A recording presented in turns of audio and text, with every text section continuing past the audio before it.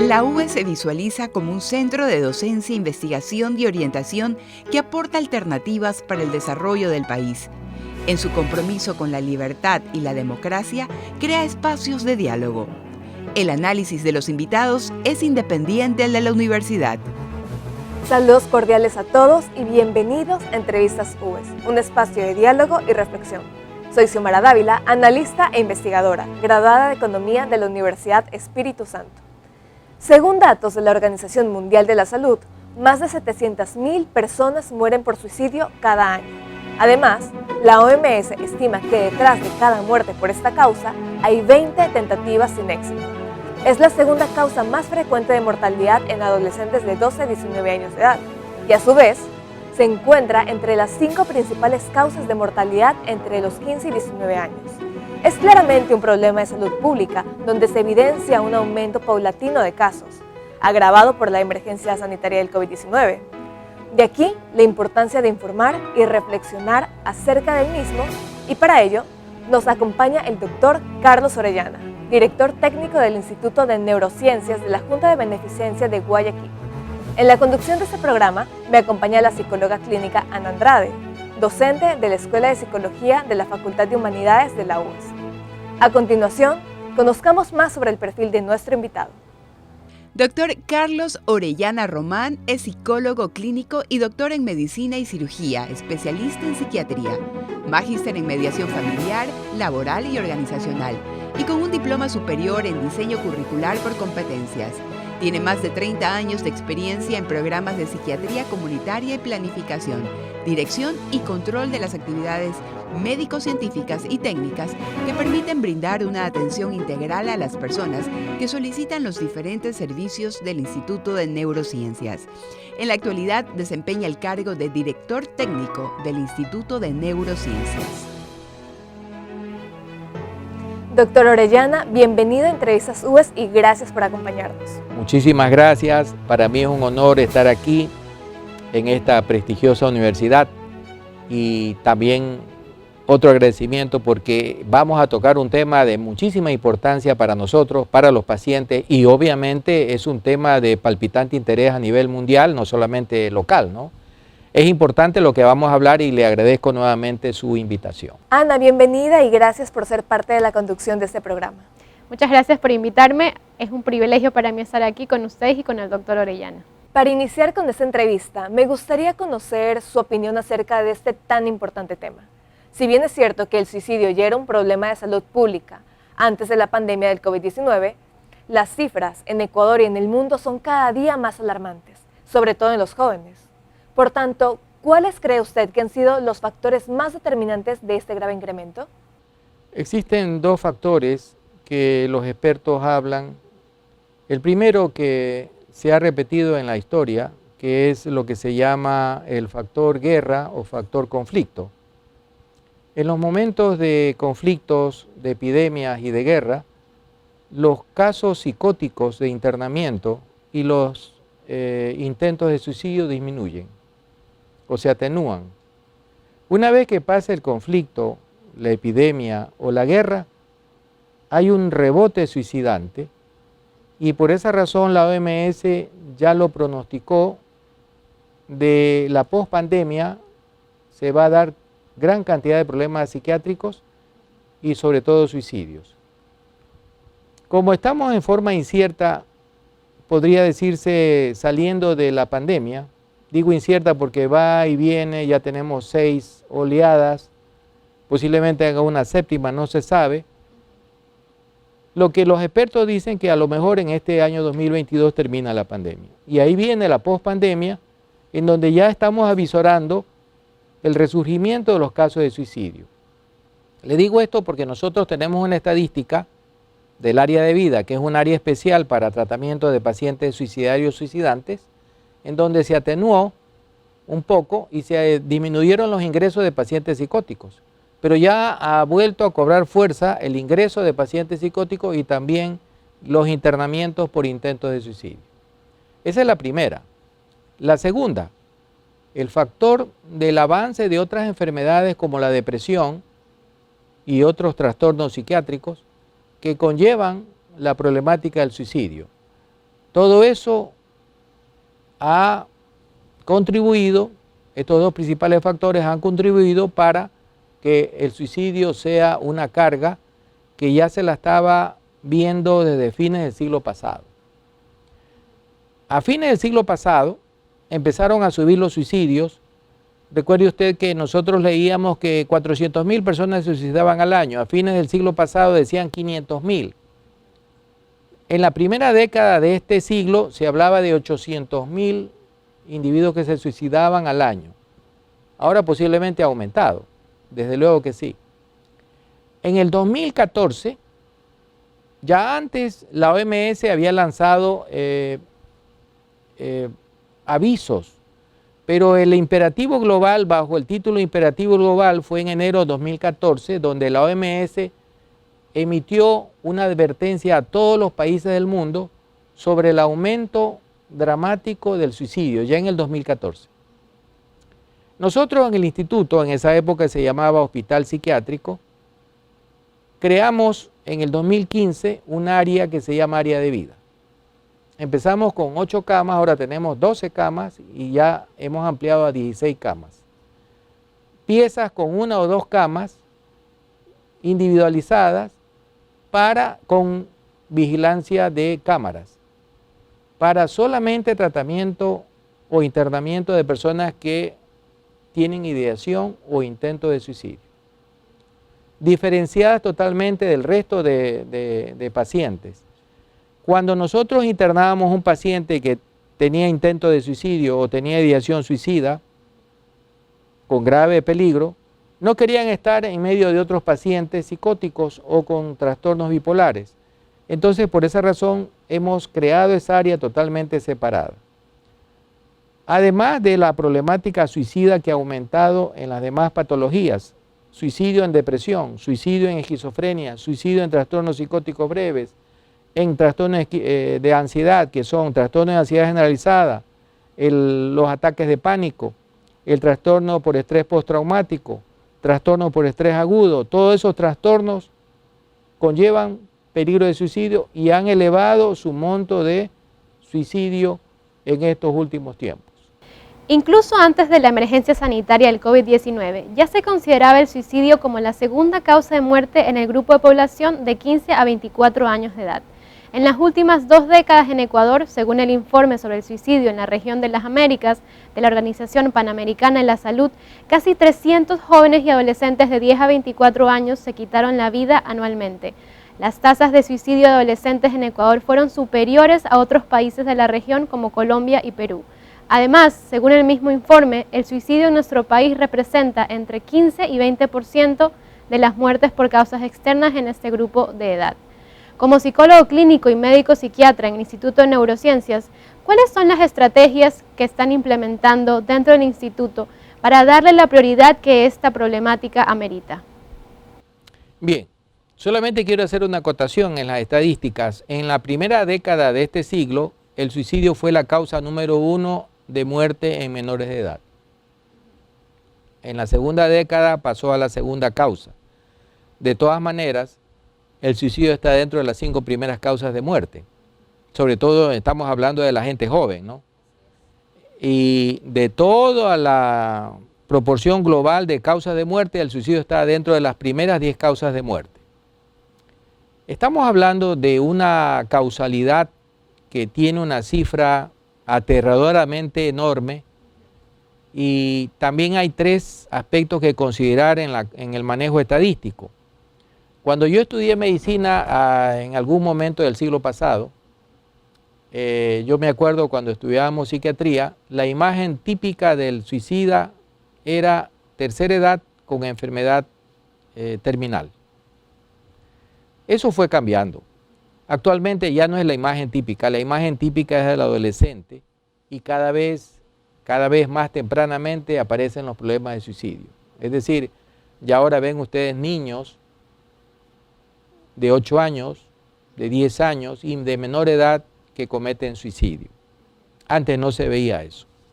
De hecho, el suicidio en los niños se dudaba si era realmente un suicidio, porque decían que el niño no tenía la conciencia de un adulto y por lo tanto no sabía lo que estaba haciendo. El adulto obviamente sabe que se va a matar y en cambio el niño se decía que no. Eso fue cambiando, las cosas van cambiando con el tiempo y ahora cualquier persona que lee el Extra o el Expreso sabe que los niños se suicidan porque ahí sale como noticia. Lamentablemente esas noticias cada vez son más frecuentes y eso es lo que más preocupa, que si antes el suicidio era de personas de tercera edad, ahora está cegando la vida del futuro, porque son niños y son adolescentes que tienen toda la vida por delante, pero que desgraciadamente es truncada por esta problemática, ¿no? Otra cosa muy importante dentro del manejo estadístico es que las estadísticas son de subregistro, ¿no? Por cada suicidio registrado como tal, por lo menos hay 5 o 10 que no se registran bien. Recientemente una famosa, no quiero decir el nombre, una famosa actriz chocó el carro y se mató, pero ya había tenido choques anteriores. O sea, la conducta suicida se estaba evidenciando y eso obviamente no estaba registrado. Los registros de intentos de suicidio, peor todavía, se los nota o se los anota como tales. Pasan como accidentes, pasan con cosas que son fortuitas y en realidad son intentos de suicidio que después cuando el individuo comete, ya se mata, digamos así, ahí en la retrospectiva uno se da cuenta. Entonces, esa problemática es muchísimo mayor de la que nosotros la estamos viendo, observando a través de la estadística. La imagen del iceberg es la imagen clásica que también se puede aplicar acá. Nosotros solamente estamos viendo una parte, pero la parte escondida, que es la gran parte, esa es la que nosotros debemos tomar en cuenta, porque el problema del suicidio es mucho mayor de lo que la gente piensa. Doctor, me gustaría saber acerca de ese cambio de arquetipo que usted acaba de mencionar. ¿Por qué pasó de una persona de tercera edad en un estado terminal, que era la idea cuando estaba estudiando medicina, a un niño, a un joven? ¿A qué se debe eso? Nosotros debemos tomar en cuenta los factores sociales, económicos, culturales, porque, repito, la enfermedad mental es muy importante. El 90% de las personas que se suicidan tienen trastornos mentales, pero el 10% restante. Además de que solamente la enfermedad mental por sí sola no actúa, hay siempre factores sociales y económicos. Debemos contemplar que actualmente la juventud, más que antes, tiene menos posibilidades de encontrar trabajo, menos posibilidades de seguir una carrera, menos posibilidades de realizarse. Y lamentablemente, hay que decirlo, tiene más puertas abiertas a la delincuencia que a una carrera. Ese es un problema socioeconómico, son los que inciden en esa problemática. Como parte de su formación académica profesional, nuestros estudiantes de psicología realizan sus prácticas con ustedes en Anima EC, un programa de asistencia virtual que ofrece una línea de ayuda para soporte emocional y diferentes actividades periódicas de educación y orientación psicológica. ¿Cómo surgió esta iniciativa y qué impacto cree usted que ha tenido en la salud mental de quienes han hecho uso de ese servicio? Nosotros somos el centro más grande, centro de salud mental más grande del país. La Junta de Beneficencia de Guayaquil tiene lo que antes se llamaba el Hospital Psiquiátrico Lorenzo Ponce, cuyo nombre se dio gracias a este benefactor, de los muchos que han habido y que forman parte actualmente de la Junta de Beneficencia, por eso se llama así. Gente que ha donado mucho dinero y que aporta en su trabajo y con capitales para el sostenimiento de estos centros. La Junta tiene 4 hospitales, ¿no? El Hospital General Luis Bernaza, el hospital tradicional de la ciudad, el Hospital de Niños Roberto Gilbert, el Hospital de la Mujer Alfredo Pulson y actualmente lo que se llama Instituto de Neurociencias. Nosotros, como dije hace un momento, creamos un área que se llama área de vida para el tratamiento de personas con ideas de suicidio y de intentos de suicidio. 40% de esos internados son menores de edad. Nuestro hospital, nuestro instituto, tiene un hospital psiquiátrico, entre otras áreas. El hospital psiquiátrico nuestro es para adultos, no es para menores de edad. Quisiéramos hacerlo para menores de edad también, pero tenemos el hándicap, el obstáculo, de que nosotros recibimos e internamos pacientes judiciales. Es el único centro que hay en la región psiquiátrico y no tienen a dónde enviar los pacientes judiciales. Es decir, personas que han cometido crímenes o problemas en un estado de mental alterado, los declaran inimputables y por la normativa del artículo 76 del COIP, la medida de seguridad que se llama, lo deben internar en un hospital psiquiátrico. Una persona que comete un crimen no puede estar en una prisión porque él no tiene responsabilidad. Es declarado inimputable después de hacerle peritajes y lo envían a un hospital psiquiátrico. El único hospital psiquiátrico que hay en la región es este. Y tenemos anualmente de 47 a 20 pacientes internados. Algunos de ellos tienen conductas totalmente aberrantes. Algunos de ellos tienen conductas sexuales aberrantes también. Entonces, esos pacientes que tenemos en el hospital, que andan en el hospital, no podemos discriminarlos ni segregarlos, nos impiden, es el mayor hándicap para tener menores de edad. Imagínese usted una niña de 15 años que tenga de depresión y suicidio y que esté internada ahí en medio de pacientes adultos, 40 de ellos pacientes judiciales. No se puede. Por esa razón nosotros no tenemos menores de edad, pero hemos hecho la salvedad porque creamos esta área separada para pacientes suicidarios, suicidantes, y ahí sí tenemos menores de edad por la problemática del menor de edad que tampoco no tiene a dónde ir. Y además, el principio de interés superior nos obliga a nosotros tener el paciente allí y hemos tenido muy buenos resultados. Todos los pacientes, primero, no tenemos, hasta la fecha, no tengo dónde tocar madera, ningún fallecido en el área de vida. Eso es importante. Y en seguimiento tampoco lo hemos tenido. Porque cuando hablamos de suicidio tenemos que hablar de tres cosas: prevención, intervención y posvención. El hecho de internar a una persona con ideas de suicidio a un hospital no significa que ya solucionamos el asunto. No. El encierro es un problema, digamos, es un asunto coyuntural. Pero el posvención, continuar el tratamiento, eso también es importante. Porque hay personas que repiten las tentativas.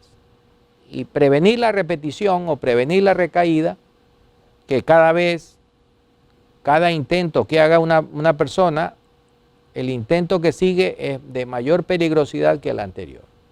Entonces, hemos hecho el área de vida. Pero el área de vida solamente sirve para la prevención terciaria o de rehabilitación. Nos vimos abocados a ver una solución para la prevención primaria y secundaria.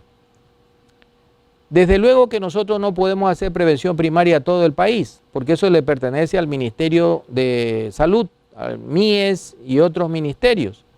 Pero sí podríamos hacerla a través de este mecanismo, la vía online.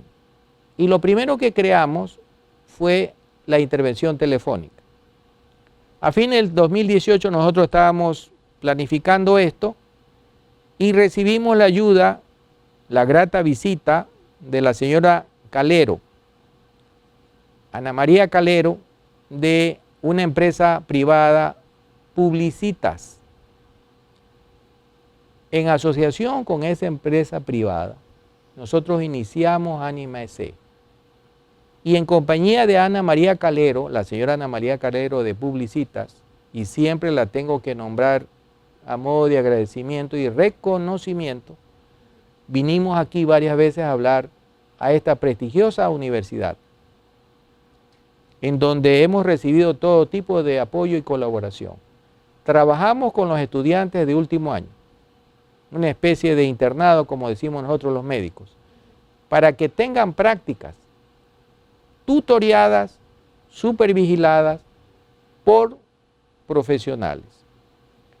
Y empezamos con la línea Anime C, que la lanzamos en octubre, en el mes de octubre, en el Día Mundial del Suicidio. Hicimos una convocatoria en el instituto y acudieron todo tipo de autoridades y la lanzamos oficialmente. Desde octubre del 2019 estamos trabajando con la línea Anime C. Vino el COVID, vino la pandemia, y una de las poquísimas cosas buenas de la pandemia fue que nos reforzó el trabajo del Anime C, tratando personas con gran cantidad de estrés, ansiedad, depresión e insomnio, que fueron las primeras patologías que aumentaron. Esta Anime C se reforzó con ese trabajo y se dieron cuenta, porque los pacientes no podían movilizarse, los pacientes no podían moverse y la única manera era el teléfono. Y ya en el 2018 y en el 2019, cuando vinimos a hablar aquí, nosotros dijimos que la línea telefónica era el inicio de lo que venía después, el sistema online, que ya lo hemos puesto. Entonces ahora tenemos un sistema en el cual nosotros podemos hacer prevención primaria y secundaria. Prevención primaria, dando psicoeducación a familias y a grupos de personas. Y prevención secundaria, detección precoz y tratamiento inmediato. La clave del tratamiento para personas con ideas de suicidio es salirnos de la parte usual, tradicional, de que usted llama, el famoso call center, y usted llama y le dicen, le damos cita para, si usted llama ahora desesperado, dice, le damos cita para el 14 de septiembre a las 8 de la mañana, lo va a atender fulano de tal. Eso en suicidio no sirve.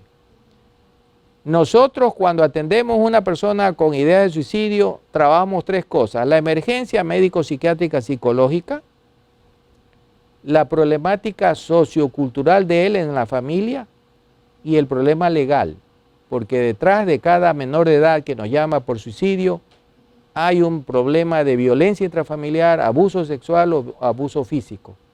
Y eso tenemos que trabajarlo con DINAPEN. Es bien sabido que existe un gran estigma en el campo de la salud mental, y más específicamente de los trastornos mentales. Según las conclusiones de estudios publicados por la Asociación Americana de Psiquiatría, más de la mitad de las personas con un trastorno mental no recibe tratamiento. Esto puede ocurrir por falta de acceso a servicios de calidad o, con bastante frecuencia, por el estigma que rodea a la salud mental, que lleva a muchas personas a no buscar la ayuda que necesitan. ¿Cuál es su visión acerca de esto y qué propuestas cree usted que se podrían llevar a cabo en nuestro país para combatir dicho estigma? Bueno, también ahí tenemos que acotar las estadísticas, dependiendo de cada país. Hay países que tienen una cobertura envidiable como Finlandia, Suiza, Japón, pero nosotros estamos muy lejos de esas coberturas. Yo diría que solamente 1 de cada 5 personas que tienen problemas psiquiátricos acudan al especialista. El resto se va donde brujos, chamanes, o la gente dice, pon de tu parte. Ah, que el señor no trabaja porque dice que tiene depresión. Ese es un vago, bótenlo. Otra cosa es que cáncer, otra cosa, pero esto de aquí, depresión, no. Eso es una cacahuetería y eso no. Todas esas situaciones de estigmas culturales que tenemos acá hacen de que esto sea menospreciado hasta que se muere. O sea, cuando se muere, ahí se dan cuenta del asunto, ¿verdad? En realidad nosotros tenemos una muy bajísima cobertura y por esa razón consideramos que la vía online, el tratamiento virtual, va a ser una solución para eso. No tenemos ni la cantidad de dinero ni la cantidad de especialistas para poner centros de salud donde debería haber. Existen muchas zonas olvidadas, apartadas, que no tienen acceso a salud en general, no solamente a la parte de atención de salud mental. Pero sí puede llegar el Internet. Ahora, gran cantidad de ecuatorianos y cada vez más tienen teléfonos celulares y tienen acceso al Internet. El tratamiento online sería la solución. Y no lo digo yo. En enero fue lanzado la política de salud mental de la Casa Blanca, el Plan Biden, que se basa principalmente en la atención online. Ellos se han dado cuenta desde hace tiempo que la vía online llega a todos los rincones, como acá ya está sucediendo. Entonces el tratamiento online, las personas acceden con mayor rapidez a un tratamiento. Y estamos hablando de nuestra especialidad en lo que se refiere a psiquiatría, y estamos hablando de esta profesión de psicología clínica que no necesita el aparataje, la parafernalia de otras especialidades. Si usted quiere hacer un monitoreo cardíaco, se requiere de que el paciente allá en un centro de salud tenga el electrocardiógrafo y tenga todos los aparatos. Nosotros trabajamos con la palabra, trabajamos psicoterapéuticamente, no requerimos de aparatos. Entonces en la vía online es la más indicada para nuestro trabajo de psicoterapia, y eso es lo que estamos empezando a hacer ya en AnimeC con la psicología basada en la evidencia. Vamos a empezar con Indira, que es alumni de esta facultad. Vamos a empezar la terapia grupal, la primera psicoterapia que vamos a empezar en el sistema online que ya lo tenemos, con resultados que deben ser demostrados, porque eso es la psicología basada en la evidencia, ¿no? Lo que nosotros queremos es dar atención mediante tratamientos basados en la evidencia, para de esa manera tener una garantía, tanto para nosotros como para el paciente, de que le estamos dando lo mejor. En los últimos años se ha visto un considerable aumento en terapias alternativas, no necesariamente ofrecidas por profesionales de la salud mental, y que se han venido viralizando a través de las redes sociales. Esto ha obligado a que en países como España, tanto psicólogos como psiquiatras hayan constituido un frente conjunto en respuesta a la proliferación de quienes ellos llaman pseudopsicoterapeutas. Este grupo de profesionales considera importante abordar el problema de la práctica del ejercicio de estas prestaciones por personas que no poseen grados de base. ¿Piensa usted que este también es un problema en nuestro país? Por supuesto que sí. Por supuesto que sí. Yo cuando hice la rural, yo me tocó hacer la rural en el recinto de Las Golondrinas, la sexta y la quinta, que quedaba en esa época, estamos hablando en el año 83, 1983 hice la rural, por supuesto que ustedes no nacían todavía. No había carretero. Desde donde yo hacía la rural, para salir a Quinindé, cruzando el Río Blanco, era un día de camino. Tú salías a 5 de la mañana y llegabas a 4 de la tarde a Quinindé. En el trayecto, primero pues obviamente a caballo y después en carro, un corto trayecto, cruzabas el Río Blanco y llegabas a Quinindé. Un día. Era tierra de brujos y sigue siendo tierra de brujos. Estaba cerca de Santo Domingo y todo eso. Entonces yo me daba cuenta que en ginecobstetricia, por ejemplo, yo atendía las cosas que hacían las comadronas y los curanderos, ¿sí? O sea, las iatrogenias, ¿no? Y así sucesivamente, ¿no? Por ejemplo, vi pacientes en estado gravídico con eclampsias, porque los curanderos le daban hierbas y le daban cosas y pensaban que cuando había edema de las piernas el niño era más inteligente. No te preocupes, que eso significa que tu niño va a salir más inteligente. Entonces la mujer engañada, pues, y venían los problemas. Los partos que se hacían eran terribles, se subían encima de la madre, etcétera, etcétera, para que el niño salga más rápido. Entonces, eso en salud mental es más todavía. Nosotros como instituto defenderemos la psicología basada en la evidencia. Terapéuticas que demuestren eficacia y eficiencia. Y lo que vamos a demostrar, lo que vamos a publicar, y aquí vamos a pedir a la universidad que nos preste su revista para que de forma estricta, con criterios de selección y exclusión, hagamos unas publicaciones sobre psicoterapia basada en la evidencia. Eso es importante. Confrontar, pelear, perdón la expresión, con brujos, chamanes, eso no. Lo que nosotros debemos es demostrar nuestra terapia de una manera científica, para de esa manera, creo que es la única y mejor manera de quitar estas pseudo prácticas y pseudociencias que lamentablemente existen y existirán, y que nosotros debemos tener una línea profesional con ética, técnica y teoría bien fundamentada. La salud mental ya no es solamente de interés para los psicólogos y los psiquiatras, sino también para el público en general. Para quienes nos estén viendo, ¿qué le sugeriría a usted para identificar los signos tempranos de alerta e intentar prevenir el suicidio en conocidos o familiares y poder buscar ayuda profesional a tiempo? La principal problemática del suicidio es la depresión. Entonces tenemos ahí que ver trastornos afectivos, disminución del estado de ánimo. El individuo disminuye su rendimiento, su capacidad de atención y de concentración. Entonces ahí la familia debe tomar cartas en el asunto y tratar de consultar con un psicólogo.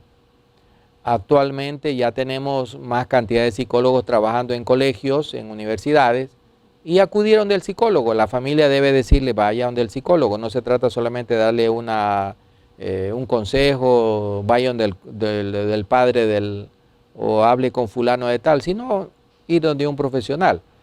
Detectar señales a tiempo y no minimizar el problema, esa es la clave para sobrellevar esta problemática.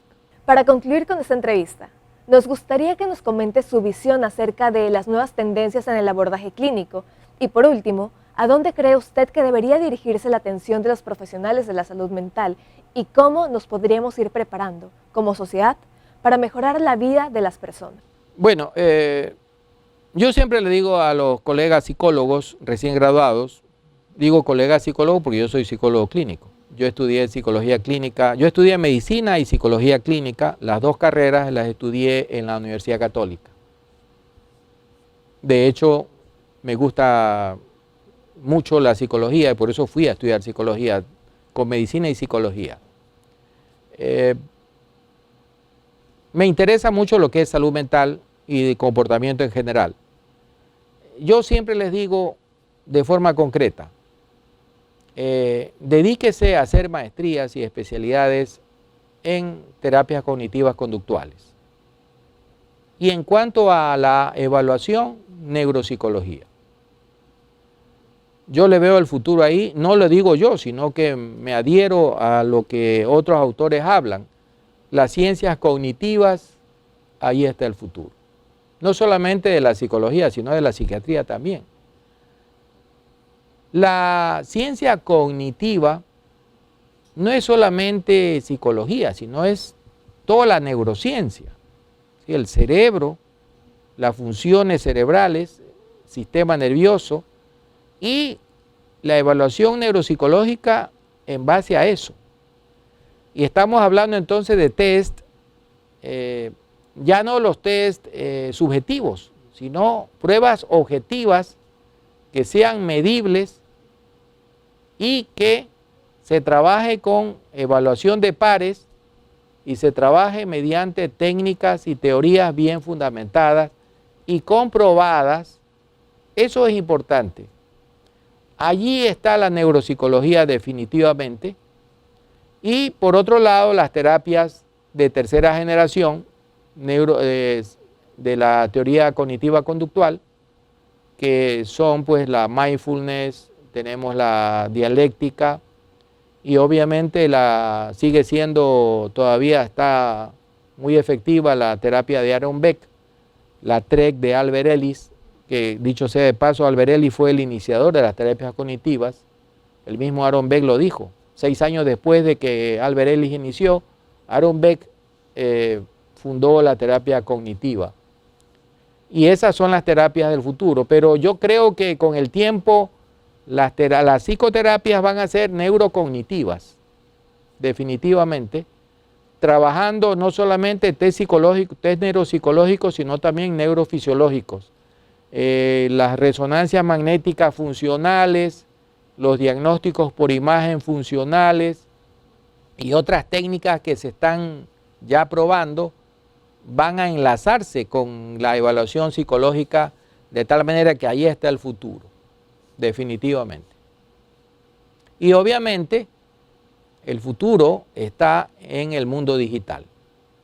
Si nosotros vamos en este momento, estamos en la tercera revolución de la psicopatología. La psicopatología es la ciencia de los síntomas y signos, que fueron en la primera ocasión en el siglo XVIII y en el siglo XIX por la observación de pacientes internados en asilos.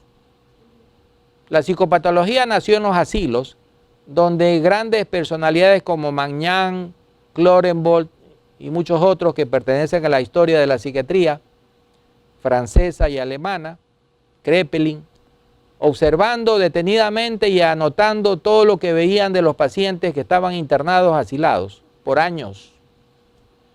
Pero posteriormente vino la segunda revolución, que fue la de tratamiento comunitario. Ya la psicopatología no tenemos que verla en el asilo, la tenemos que ver en la calle, en el área de trabajo, en las relaciones interpersonales de la persona. Y ahí es otra psicopatología. Digo otra porque se ha criticado los grandes síndromes que Magnan, Clorenbolt y otros vieron, que buena parte de los síndromes, de los síntomas que se veían en esos síndromes eran producto del encierro como artefacto hospitalario. Entonces vino la segunda revolución, la psicopatología de la comunidad. Y ahora tenemos la tercera, el diagnóstico a través de vía online. Usted va a tener pacientes que nunca va a ver en forma presencial, a los cuales tiene que entrevistarlos, evaluarlos, aplicarles test psicológico a través de vía online. Y ese es el futuro. Y a eso tiene que ir la universidad. La universidad tiene que darles una formación presencial tradicional, ir a los hospitales, observar a los pacientes, entrevistarlos, examinarlos, bajo la tutoría de un profesional y la guía, por si acaso, pues, obviamente del profesional. Pero también tiene que haber un espacio online donde el estudiante, futuro psicólogo, se adiestre en la evaluación y el tratamiento por vía online. Porque eso es lo que nos trajo. Se veía venir, pero gracias, entre paréntesis, a la pandemia, nos ha adelantado el futuro. Ya no es que la vía online vino solamente por el asunto de la pandemia, no, se va a quedar. La pandemia fue el catalizador del mundo online, que ya lo tenemos y que, como dije hace rato, la universidad, al igual que nosotros, debe ir a ese mundo. Porque si usted no va a ese mundo, otros lo irán a tener. ¿Sí? Ese es el punto que nosotros siempre hemos dicho, y lo dijimos en el año 2019, aquí. Lo fuimos a hablar, y aquí yo le dije a María José, ¿se acuerda que yo le dije eso? Sí, me dice, usted dijo eso. Y yo no he sido ningún profeta, simplemente de lo que he ido leyendo, de lo que otros autores lo han dicho, se ha comprobado. Ese es el mundo que nosotros, obviamente que no vamos a dejar de lado lo presencial. Debemos hacer prácticas presenciales, seguiremos viendo en forma presencial pacientes, pero ya nosotros vamos al mundo híbrido. En el hospital vamos a tener, ya los tenemos, pacientes presenciales que se hacen online y asimismo pacientes online que se hacen presencial. Tenemos la ventaja de un sistema de atención 24/7 en donde el paciente vía online o vía telefónica le decimos usted está en un estado, tráiganlo y lo atendemos, lo recibimos en el hospital de emergencia a cualquier hora de la madrugada, de la noche. Entonces es atención presencial. Pero la atención online, esa se va desarrollando y tenemos personas solamente online. O sea que vamos en este momento a empezar con la terapia grupal. Después tenemos la terapia individual, cognitiva conductual, y a fines de año ya vamos a empezar a poner ya los lineamientos para la evaluación online con test psicológicos. Y en el próximo año, a partir de enero del próximo año, vamos a poner la parte psiquiátrica, es decir, el examen del estado mental psiquiátrico y la receta, es decir, la prescripción médica, para completar todo. Ese es nuestro objetivo. Doctor Orellana, muchísimas gracias por habernos acompañado en este programa y darnos la oportunidad de crear este espacio para reflexionar acerca del estado de la salud mental en nuestro país. Muchísimas gracias a usted. Agradezco también a esta prestigiosa institución el que me haya invitado y que me haya dejado exponer sobre nuestros anhelos, nuestros objetivos, que los estamos cumpliendo y queremos el apoyo de todos ustedes. Esta institución es una institución de vanguardia y con esa queremos trabajar porque esta solución requiere de elementos de vanguardia que esta universidad sé que nos va a apoyar. Doctor Orellana, muchísimas gracias por acompañarnos el día de hoy. Hemos tratado un tema muy importante, ya que el número de suicidios se ha venido incrementando significativamente en la última década en nuestro país, sobre todo en la población de 15 a 24 años. Dentro del contexto del COVID-19 durante la pospandemia, la OMS prevé que esta cifra aumente aún más. Los niños y jóvenes son los más vulnerables ante esta problemática de salud pública, ya que no se ha identificado una causa única, más bien varios factores que interactúan en esta problemática. Al tener estas generaciones mayor contacto con la tecnología, se podría aprovechar esta alternativa de abordaje virtual o teleterapia para proteger su salud mental y mejorar su calidad de vida. Xiomara, ¿tu conclusión? Gracias, Ana. Gracias, doctor Orellana.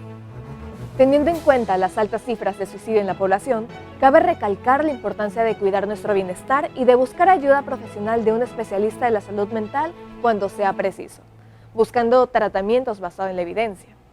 Evitemos la proliferación de información no confiable y procuremos siempre consumir contenido de especialistas. Podemos, por ejemplo, contar con la asistencia de Anima EC, del Instituto de Neurociencias, para recibir de esta manera soporte emocional y orientación psicológica. Muchísimas gracias a todos ustedes por sintonizarnos en Entrevistas UES. Nos vemos la próxima edición.